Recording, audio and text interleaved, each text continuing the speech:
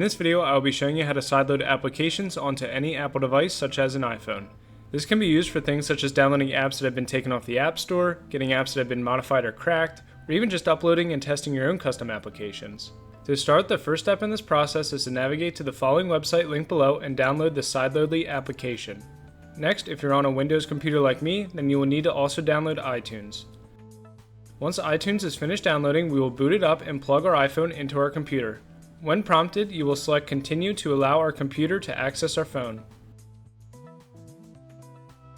Now here you can see I'm being prompted to update my iPhone. Personally, I will click Cancel. However, if prompted, you can choose whichever option you'd like, as software version does not affect this process in any way. Next, we will hover over Account and select Authorize this computer, which will prompt us to log into our Apple account.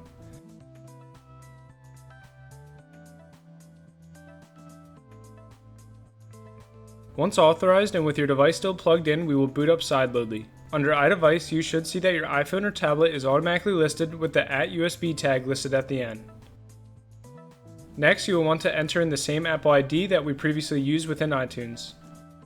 And finally, we will want to click on this IPA logo and upload your IPA file. Now, although I can't really show you how to obtain these IPA files due to a legal gray area, hypothetically, if you were to search IPA file archive on the internet, you definitely would be able to find something. With our IPA file now uploaded, we can now click the Start button. Once the install is complete, we can now navigate to our device where the app should have automatically downloaded onto our home screen.